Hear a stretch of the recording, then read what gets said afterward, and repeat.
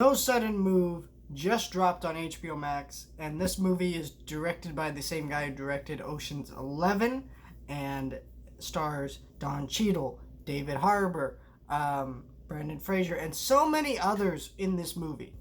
There is a huge cast in this movie, and this is a crime heist movie. You know, that's kind of what the director's known for. And this is a pretty solid movie. I don't think it's great. I think it's pretty solid.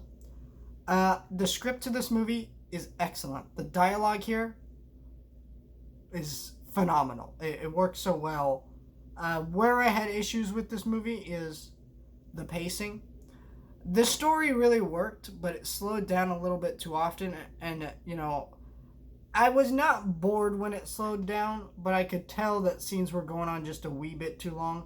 But that's not like a huge criticism, it's a minor criticism. But I think it stops this movie from being a B plus, like really close to an A. But it's like right there. But it can't get to an A because of that pacing issue. But the cast carries this movie the whole way through, and that's why I was never bored. It was a really great cast, very solid, intense mystery. The tension is very good throughout this movie. It just worked really, really well. It was a very, very solid heist movie. I've heard some critics say that this is a ripoff off of Martin Scorsese movies.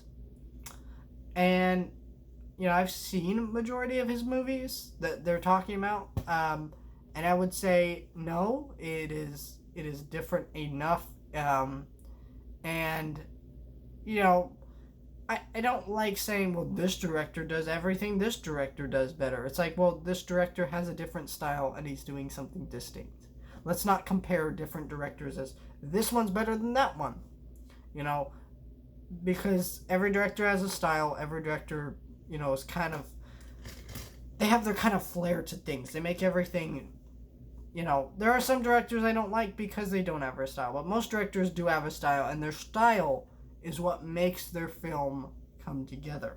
And so with this movie, I don't really like comparing this to his movies for that reason, because, the reason I compare Joker to Martin Scorsese movies is because that's a distinct ripoff of his movies.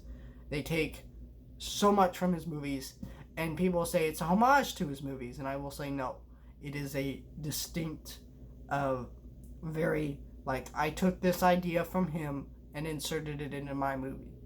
And it worked decently enough there, but that's when I want to compare directors and people who do better things. Because when you're taking something and stealing something from someone else, not in a mean way of stealing, but, still taking that kind of thing, that's when I'd have an issue. I think this movie doesn't do that. It's a different movie. Maybe it has similar ideas and feels to that movie, or to his movies. Maybe.